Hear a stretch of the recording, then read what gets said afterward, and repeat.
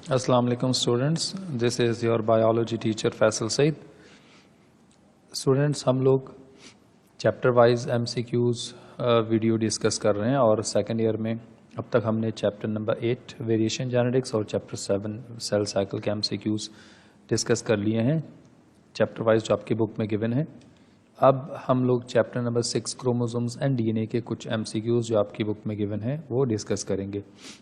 सबसे पहले we have a question, the 3 pyrimidine bases. अच्छा, 3 प्योरीन्स क्या है? Adenine, guanine, double ring structure होते हैं।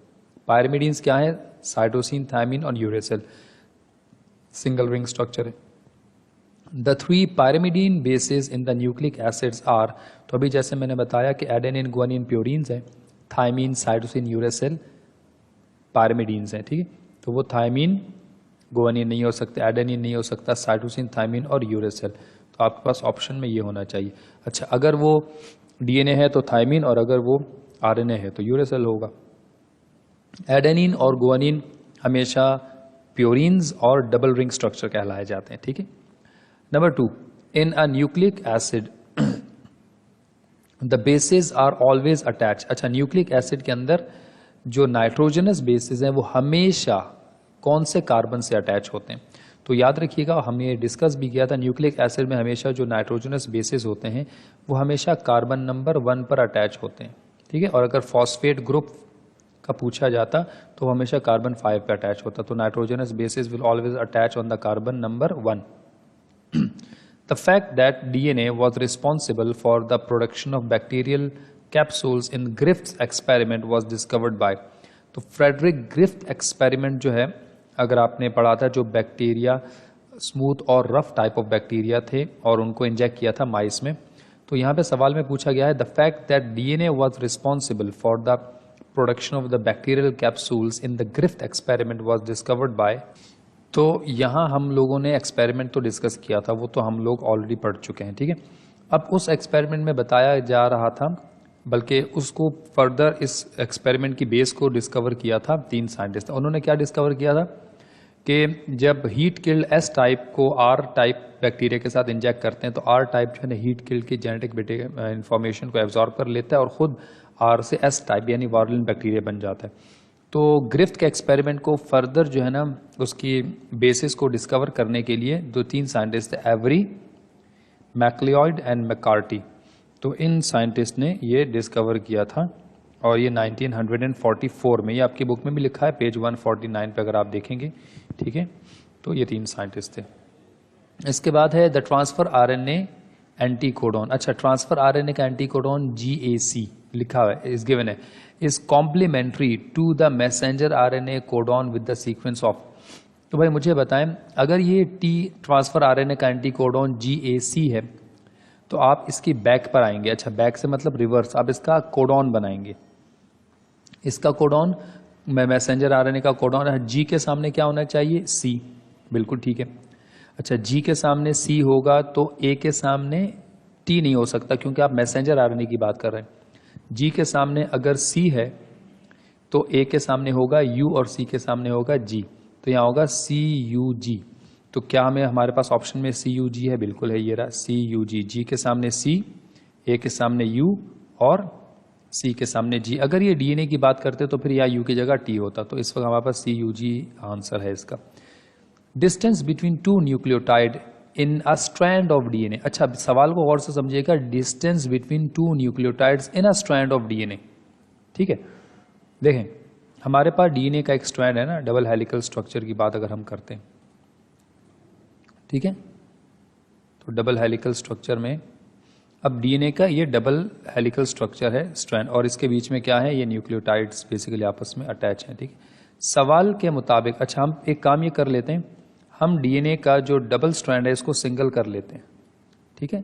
सिंगल स्ट्रैंड, ये रहा सिंगल स्ट्रैंड, और हम इसके न्यूक्लियोटाइड्स को यहाँ मेंशन करते जाएंगे ऐसे करके, ठीक है। अगर हम उसको स्ट्रेट भी करना चाहें तो स्ट्रेट करते हैं, अदरवाइज इसको यूँ मेंशन कर लें। अब इन्होंने सवाल में क्या पूछा उसको ज़रा देखिएगा। सवाल में कहा है the distance between 2 nucleotides in a strand, एक स्ट्रैंड ऑफ DNA में कितना होता है। इसका मतलब है, ये सवाल में क्या पूछ रहे हैं? सवाल में पूछ रहे हैं आपसे कि आप हमें बताएं कि इस न्यूक्लियोटाइड का इस न्यूक्लियोटाइड का और इस न्यूक्लियोटाइड के दरमियान जो डिस्टेंस है वो क्या है, तो वो हमें मालूम है वो 3.4 एंगस्ट्रॉम 3.4 एंगस्ट्रॉम होगा, ठीक है। और अगर कहा जाता the distance between two nucleotides with in the DNA strand आमने सामने, तो इसका और इसका जो डिफरेंस है वो क्या होता है, वो 20 होता है, ठीक है। तो हमसे अभी यानी इसका और इसका डिफरेंस जो है ना वो कितना एंगस्ट्रॉम होता है, 20 एंगस्ट्रॉम है, लेकिन हमारे पास ये पूछा गया है, ठीक है। तो इस लिहाज से हम क्या बताएंगे 34 एंगस्ट्रॉम, ये सॉरी 3.4 एंगस्ट्रॉम, ये 3.4, तो ये 3.4 एंगस्ट्रॉम हो गया। इसके लिए पूरा Watson and Crick model of DNA आपको पूरा आना चाहिए। Which of the following is a stop code. Stop हमने कहा था, एक था स्टार्ट कोड AUG, वो ये रहा। अच्छा, स्टॉप कोड 3 थे, UGA, UAG एंड UAA। तो हमने कहा था आग ओगा, तो UAA नहीं है, UAG नहीं है, UGA है, ये रहा होगा, ये रहा, तो ये होगा स्टॉप। अगर स्टार्ट कोड होता तो AUG, बाकी स्टार्ट और स्टॉप कोड नहीं है। लिखा है best present in DNA but not in RNA. इनमें से कौन सा मॉलिक्यूल है जो डीएनए में होगा आरएनए में नहीं होगा। एडेनिन दोनों में होता है, गुआनिन भी दोनों में होता है। C5H10O4 yes it is present in DNA, deoxyribose sugar, ये डीएनए में होता है, आरएनए में नहीं होता। तो इन्होंने कहा है best present in DNA but not in RNA. अगर ये पूछते हैं ना best present in RNA but not in DNA, तो C5H10O5, तो ये वाला शुगर आरएनए में होता है और ये वाला जो शुगर है, जो आंसर है हमारा, वो डीएनए में होता है। तो इस लिहाज से आप इसको C5H10O4 बोलेंगे, डीऑक्सीराइबोस शुगर, ठीक है। Then we have MCQs number 8। Which part of the DNA is never expressed. Heterochromatin, highly condensed part of the DNA is never expressed, can never be expressed, ठीक है।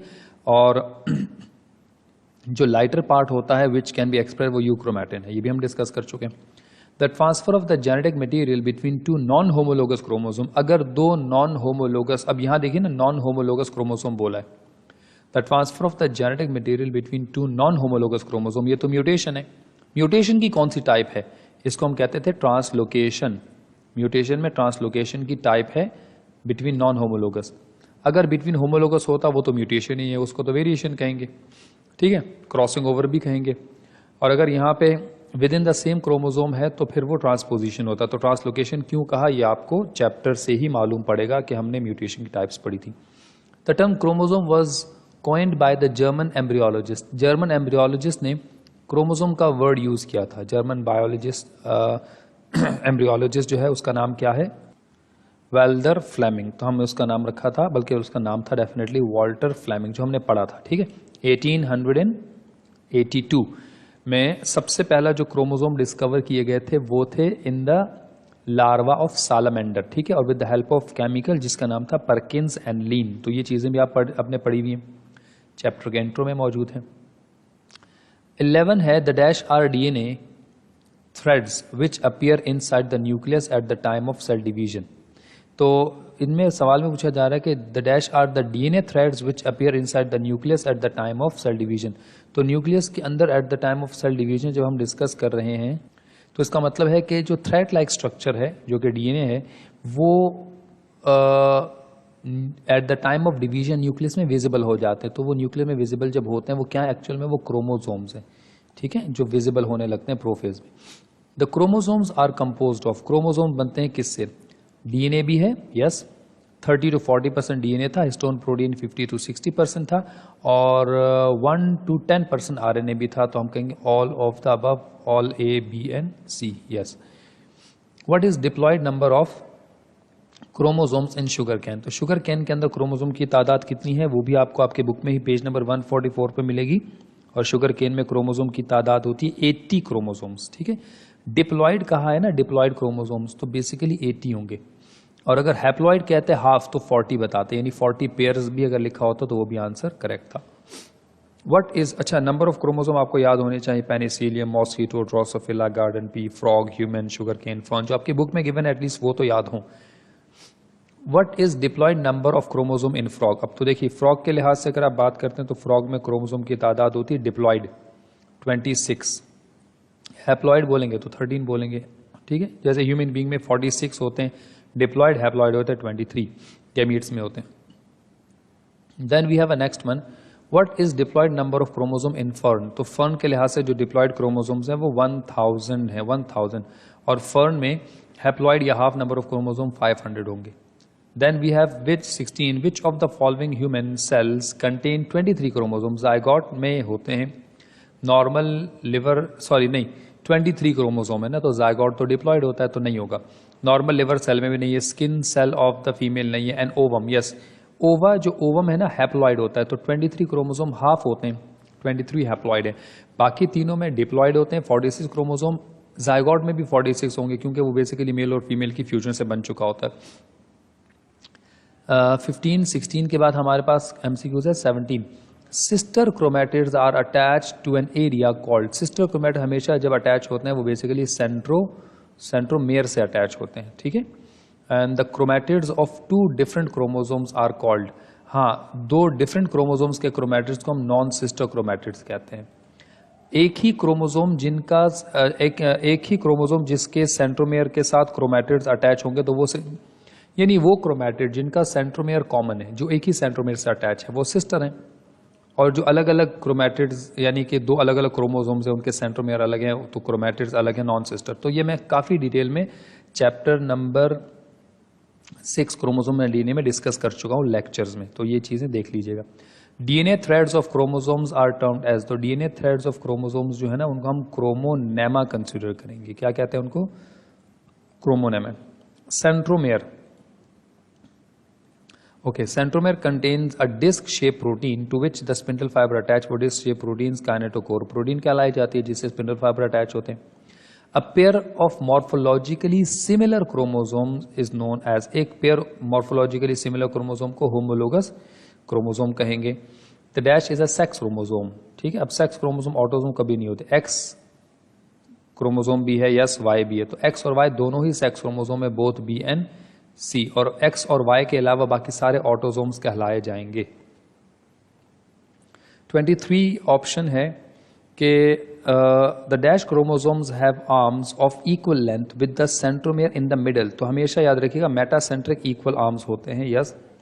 24 में है कि the dash chromosomes have short and long arms of unequal length with the centromere more towards one and, एक तरफ होगा, ठीक है। अच्छा, अब अनइक्वल लेंथ है और centromere more towards one and, तो इसके लिहाज से अगर हम डिस्कस करेंगे मेटासेंट्रिक नहीं है टीलो, सब मेटासेंट्रिक जो है ना उसमें अनइक्वल आर्म्स होते हैं और एक बड़ा और एक छोटा यानी अनइक्वल आर्म्स मौजूद होंगे।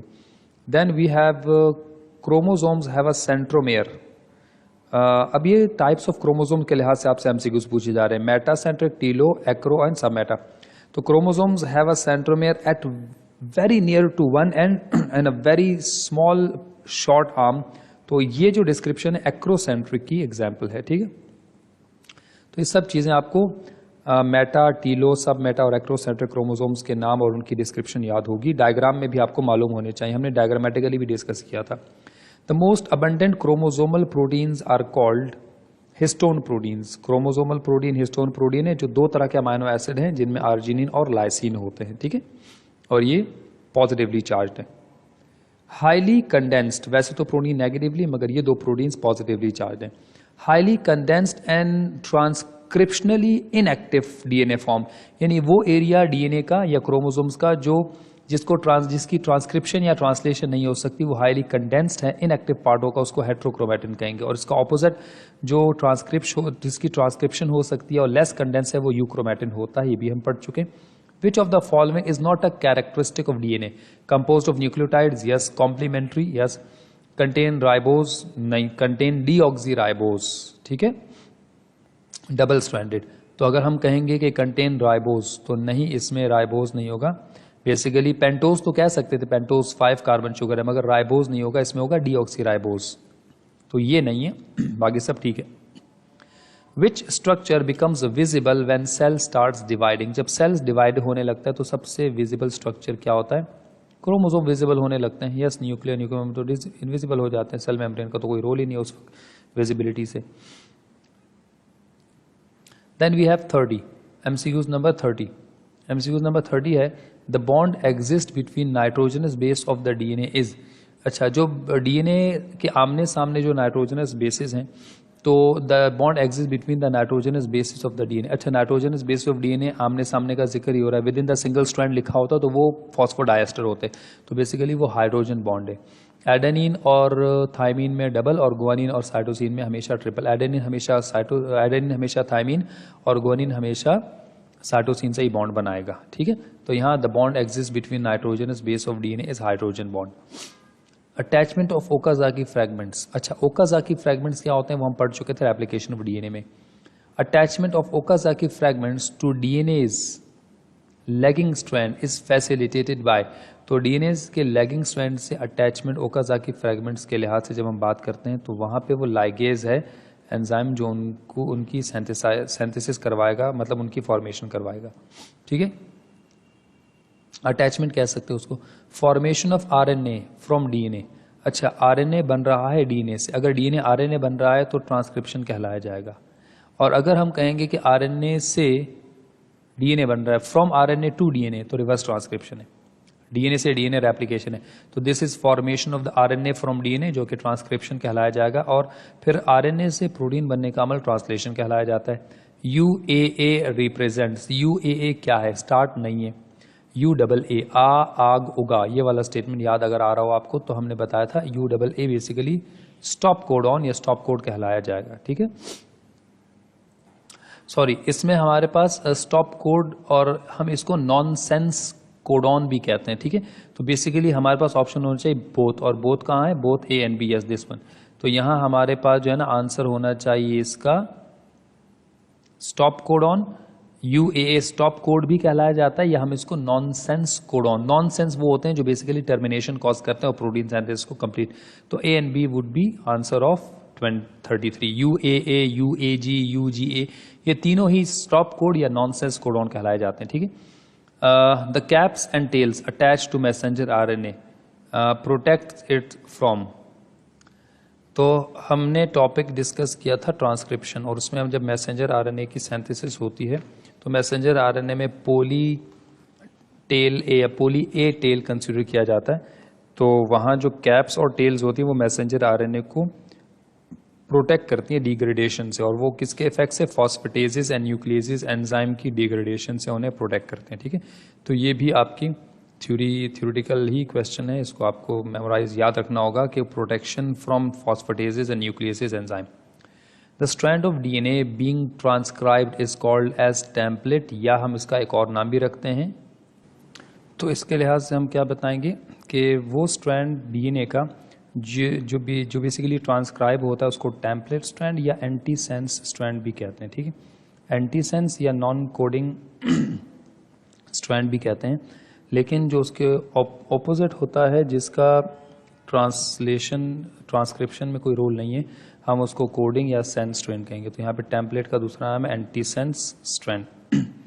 If mutation occur in one और few base pair then it is called. अगर म्यूटेशन हो रही है और वो किसी एक या चंद बेस पेयर्स में हो रही है, हम उसको जो है वो पॉइंट म्यूटेशन कंसिडर करेंगे। ये भी म्यूटेशन पढ़ चुके। The replication of DNA is always from 5 into 3 and, yes 5 to 3। तो रेप्लिकेशन जब भी होगी डीएनए पॉलीमरेज एंजाइम जो है वो 5 into 3 की डायरेक्शन में रेप्लिकेशन करेगा, as we have discuss it earlier.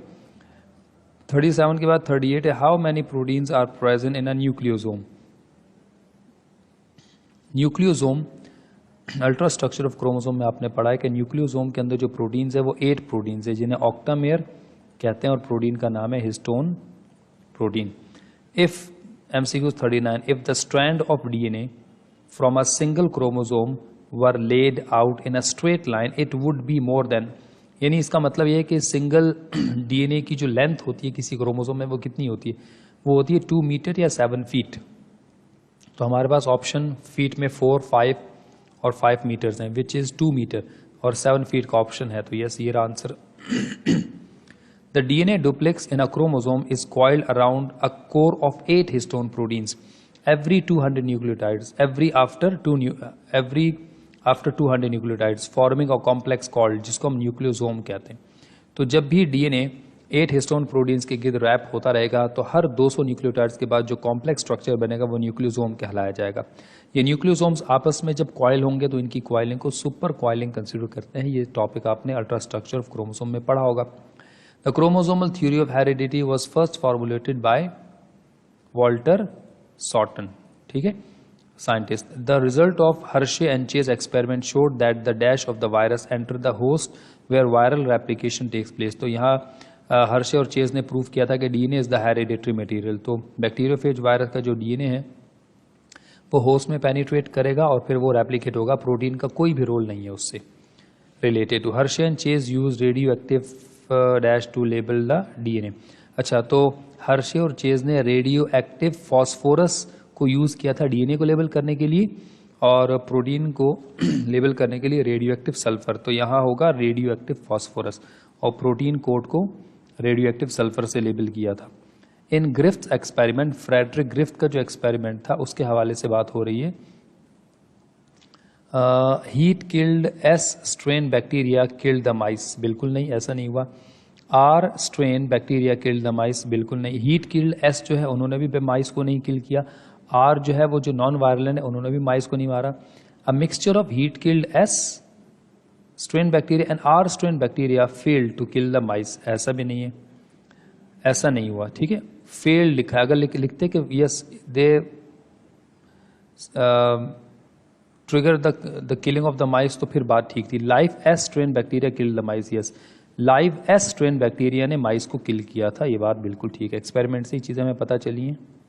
Then we have MCQs 45। What are base pairing rules for DNA? अच्छा, डीएनए के बेस पेयरिंग रूल्स हमेशा एडेनिन एट गवर्नमेंट कॉलेज, याद है, at government college. Adenine will always make a bond with thymine and guanine with cytosine. Adenine thymine में double hydrogen, guanine cytosine में triple hydrogen bond होगा। तो at government college जैसे हमने Watson Crick model of DNA में, तो ये है उसका base pairing rule. A DNA strand having the sequence, अच्छा एक डीएनए स्ट्रैंड है उसकी सीक्वेंस है CGATTG would complementary to the sequence. सबसे पहले तो मुझे बताए ना कि डीएनए स्ट्रैंड है having the sequence CGATTG would be complementary to the sequence. इसका कॉम्प्लीमेंट्री सीक्वेंस जो दूसरा है वो कौन सा है? C के आगे G होना चाहिए, ये रहा, इन दोनों A और B रॉन्ग है। C के आगे G होना चाहिए, G के आगे C होना चाहिए, तो हमें यहाँ मिल गया, यहीं से मिल गया। A के सामने T होना चाहिए, दोनों T के सामने A और G के सामने C, तो इसका मतलब है डीएनए के एक स्ट्रैंड की सीक्वेंस गिवन है, डीएनए के दूसरे स्ट्रैंड की सीक्वेंस हमने मालूम कर ली, ठीक है। अच्छा 47 है, in the DNA double helix complementary base pairs are held together. DNA के डबल हेलिक्स में जो कॉम्प्लीमेंट्री आमने सामने कॉम्प्लीमेंट्री बेस पेयर्स हैं आर हेल्ड टुगेदर, तो they are held together by hydrogen bonds, ठीक है। एंड 48 है, each unit of a nucleic acid consisting of a sugar. अच्छा, एक न्यूक्लिक एसिड जो है वो sugar consisting of a sugar attached phosphate group and base is, अच्छा एक तो शुगर है फॉस्फेट और बेस जो है वो अब इन्होंने सवाल में पूछा है कि न्यूक्लिक एसिड डीएनए और आरएनए का जो एक यूनिट होगा जिसमें एक शुगर मॉलिक्यूल होगा उससे फॉस्फेट अटैच होगा और बेस नाइट्रोजन बेस अटैच होगा, तो किसी भी न्यूक्लिक एसिड डीएनए और आरएनए के उस एक सिंगल यूनिट को हम क्या बोलेंगे? न्यूक्लियोसोम नहीं बोलेंगे, न्यूक्लियोलस नहीं, हिस्टोन नहीं, न्यूक्लियोटाइड, क्योंकि हमने पढ़ा है कि डीएनए और आरएनए का जो बेसिक यूनिट है वो न्यूक्लियोटाइड है, ठीक है, structural unit. Thymine and cytosine are pyrimidines, बिल्कुल ठीक है। Bases single ring structure which have a single ring structure, तो yes they have a single ring structure। और purines adenine guanine double ring structure होते हैं। the rungs of the ladder DNA जो उसके structure के लिहाज से बात हो रही है, तो Watson and Crick model of DNA में आपने स्ट्रक्चर पढ़ा होगा। अच्छा, रंग्स ऑफ लैडर जो डीएनए है जो डबल स्ट्रैंड और हेलिकल स्ट्रक्चर है उसके जो रंग्स जो जिनको हम स्टेप्स भी कहते हैं, ठीक है, वो किस चीज़ से बने होते हैं? बहुत ही आसान है, यहाँ देखिएगा, अगर ये रंग्स हैं तो ये बीच वाले स्ट्रक्चर, यानी यूँ समझ लें अगर हमारे पास जो है वो ये डीएनए का डबल स्ट्रैंड है, ठीक है, और लेट्स सपोज हम इसको डीएनए का डबल स्ट्रैंड कंसीडर करते हैं, तो ये एक स्टेयर जैसा स्ट्रक्चर है, ये इसके अपराइट्स हैं, किनारे अपराइट्स हैं, ठीक है, और इन किनारों में जो सेंट्रल पार्ट अटैच होगा अगर हम इनका जिक्र करें तो ये हैं, ये जो आप बनाएंगे ना, ये रंग्स हैं, ये हमेशा किस चीज़ से बने होते हैं? ये हमेशा वाटसन ने क्रिक मॉडल ऑफ डीएनए पढ़ा होगा, ये नाइट्रोजनस बेसिस से बने होते हैं। जो किनारे हैं ना अपराइट्स, वो बने होते हैं पेंटोज शुगर, यानी ये अपराइट्स हैं, ये पेंटोज शुगर से बने होते हैं, फॉस्फेट, और बीच में रंग्स जो है ना वो नाइट्रोजनस बेसिस है। और 4 तरह के नाइट्रोजनस बेसिस हैं, एडेनिन, गुआनिन, साइटोसिन, थायमिन। तो इसमें हमारे पास क्या होगा? Rungs of the ladder DNA are क्या होंगे? Nitrogenous bases. तो डिऑक्सीराइबोस शुगर नहीं, फॉस्फेट ग्रुप राइबोस शुगर नहीं, hydrogen bonded bases, yes hydrogen bonded bases होंगे, एडेनिन थायमिन के साथ और गुआनिन साइटोसिन के साथ अटैच होगा। Then we have 51, which 2 scientist propose the 1 gene 1 enzyme hypothesis. तो जो 2 साइंटिस्ट थे उनमें एक का नाम था बीडल और एक का नाम था टैटम, जिन्होंने 1 जीन 1 एंजाइम हाइपोथेसिस पेश किया था। ये भी आपकी बुक में गिवन है। The process of gene expression occurs in, हमेशा जीन एक्सप्रेशन के 2 स्टेप्स हैं और वो दोनों ही कंप्लीट होंगे तो जीन एक्सप्रेशन होगा। एक था ट्रांसक्रिप्शन जो पहला था, फिर ट्रांसलेशन। तो यहां ऑप्शन होना चाहिए A and B both. Then we have a question 53, what name is given to the process in which the information encoded in a strand of messenger RNA is used to construct a protein। हम इस process को क्या नाम देंगे जिसमें information जो एक single strand of messenger RNA के अंदर इंफॉर्मेशन कोड होती है उसको यूज करते हुए प्रोटीन सिंथेसिस की जाती है? तो बेसिकली वो ट्रांसलेशन है, हम उसको ट्रांसलेशन कहेंगे, जो जीन एक्सप्रेशन का सेकंड स्टेप था। अच्छा, what name is given to the process in which a strand of the DNA is used as a template for the manufacture of a strand of messenger. अब इस process को क्या नाम देंगे जिसमें एक डीएनए को यूज किया जाता है आरएनए का स्ट्रैंड बनाने के लिए? तो उसको ट्रांसक्रिप्शन कहेंगे, और पहले ट्रांसक्रिप्शन फिर ट्रांसलेशन होता है। For 20 different kinds of amino acids there should be, अब देखिएगा अमाइनो एसिड्स कितने हैं? 20 different types of, and there should be how many of different codons? तो 20 different types of amino acid के लिए देयर आर 64 कोडॉन्स। कोडॉन्स तो 64 होंगे, लेकिन याद रखिएगा एंटी कोड्स, एंटी कोडॉन 61, 3 हमारे पास जो स्टॉप कोड्स होते हैं उनके एंटी कोड्स नहीं होते, इसलिए 3 माइनस करेंगे। तो हमसे कोडॉन्स पूछा है तो 64 for 20 different kinds of amino acid there should be 64 codons. The initiation codon for every gene, हर जीन का इनिशिएशन या स्टार्ट कोड क्या होगा? AUG, ठीक है। The genetic code uses sequence of dash nitrogenous bases to encode an amine, एक amino acid को pick करने के लिए कितने न्यूक्लियोटाइड्स जो हैं उनका कोड बनता है? तो 3 न्यूक्लियोटाइड्स का कोड बनता है, AUG, AUC, UUA, UCC, UGG ऐसे करके, ठीक है, 3 nucleotides. Codon is present in, हमेशा कोडॉन मैसेंजर आरएनए में मौजूद होते हैं, एंटी कोडॉन। अच्छा, the binding of the codon and anti codon is known as, आप उसको जो है वो ट्रांसक्रिप्शन तो नहीं कहेंगे, कोडिंग नहीं कहेंगे, इसको डी कोडिंग, असल में इसको ट्रांसलेशन भी कह सकते हैं, ट्रांसलेशन है नहीं। तो जब भी कोडॉन के सामने एंटी कोडॉन्स अटैच होते हैं और इस तरीके से राइबोसोम के अंदर प्रोटीन सिंथेसिस होती है, इसको डी कोडिंग भी कहेंगे या ट्रांसलेशन भी कह सकते हैं। विच ऑफ द फॉलोइंग, अच्छा कोडिंग और ट्रांसक्रिप्शन एक ही बात है। विच of the following is a stop code? तो UAG yes, UAA yes, UG, तो तीनों ही हमने पढ़ा था आग उगा, तो आग उगा, UAG, UDA, UGA और ऑल ABNC ये स्टॉप कोड होंगे, ठीक है स्टूडेंट्स। सवाल है 61, question number 61, a permanent alteration in the DNA of an organism is called, किसी भी लिविंग ऑर्गेनिज्म के डीएनए में परमानेंट चेंज हो जाएगा तो हम उसे म्यूटेशन कंसिडर करेंगे, ठीक है। What genetic term describes the situation when a part of a chromosome is broken off and lost? जब क्रोमोसोम का कोई हिस्सा टूट जाए या रिमूव हो जाए, लॉस्ट हो जाए, तो हम उसको क्या कहते हैं? उसको म्यूटेशन। और म्यूटेशन की कौन सी टाइप है? डिलीशन, रिमूव हो गया। An exchange of the segments between non homologous chromosome is called, non homologous chromosome के दरमियान एक्सचेंज ऑफ सेगमेंट्स अगर होगा तो उसे ट्रांसलोकेशन कहते हैं, म्यूटेशन में पढ़ चुके थे। What genetic term describes the situation when a part of a chromosome may be present in excess to the normal? अगर क्रोमोसोम का कोई पार्ट एक्स्ट्रा है, उसका कोई हिस्सा या उसकी कोडिंग रिपीट हुई भी है, तो उसको हम लोग डुप्लीकेशन कंसिडर करते थे, ठीक है। Transcription is initiated by the enzyme, तो ट्रांसक्रिप्शन जिसमें डीएनए से आरएनए बनता है, इसको इनिशिएट करता है RNA polymerase enzyme. We have a 66, question number 66. Sickle cell anemia is caused by a change in the amino acid sequence of the 2 beta chains in the hemoglobin. ठीक है, जिसमें red blood cells की shape sickle shape हो जाती है. Mutation है basically. How many amino acids have been change in each beta chain compare to normal hemoglobin? Just 1. कौन सा? Glutamic acid. A glutamic acid will replace by the valine. ठीक है, तो अगर ग्लूटामिक एसिड की जगह एक दूसरा अमाइनो एसिड रिप्लेस हो जाए तो उससे शेप ऑफ हीमोग्लोबिन जो है मॉलिक्यूल चेंज हो जाएगी और आरबीसी सिकल शेप हो जाएंगे. Okay, phenylketonuria. ठीक है, phenylketonuria mental retardation disorder है. Is an eating disorder? बिल्कुल नहीं. Inherited disease that is treated by the diet, almost treated by the diet. Neurotransmitter deficiency caused by an accident after birth? जी नहीं. That is an inherited disease that can be treated by the diet or diet restricted diet देंगे जिसमें phenyl alanine Uptake नहीं होगा patient का. तो ये एक पूरी रीज़न हमने बताई थी कि क्यों जो है ना फिनाइल एलेनिन हाइड्रोक्सिलेज एंजाइम की ना होने की वजह से ये बीमारी हो जाती है. Then we have a question 68. The dash is a chromosome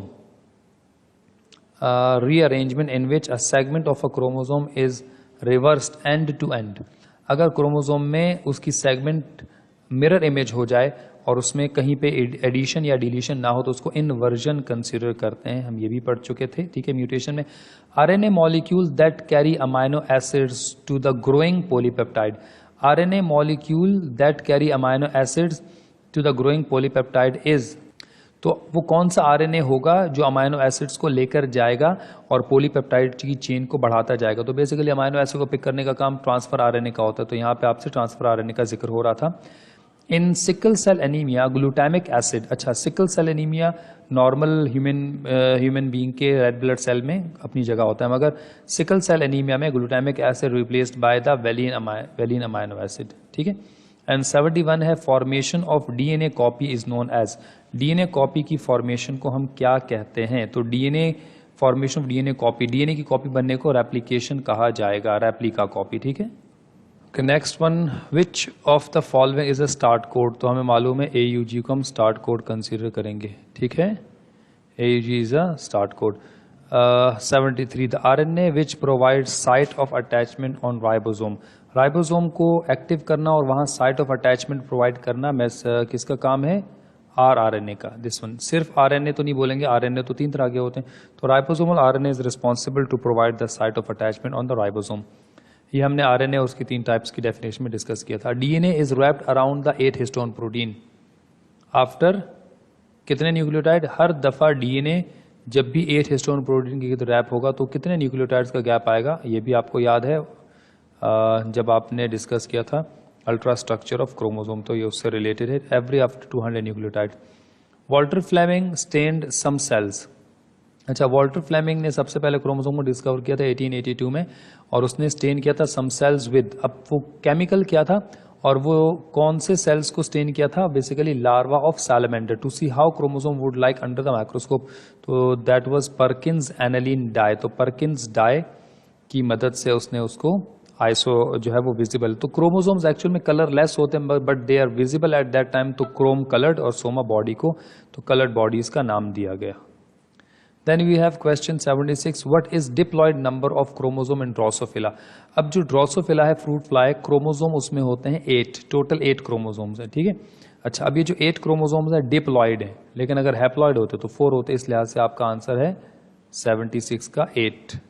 तो जैसा कि मैं बता चुका हूं कि आपको नंबर ऑफ क्रोमोसोम जो है ना डिफरेंट लिविंग ऑर्गेनिज्म सबके तो नहीं याद हो सकते, लेकिन जो आपकी बुक में एटलीस्ट गिवन है, आप अगर अपनी बुक देखें टेक्स्ट बुक पेज नंबर 144 तो वहां आपको जो है वो number of chromosome in different species given होंगे.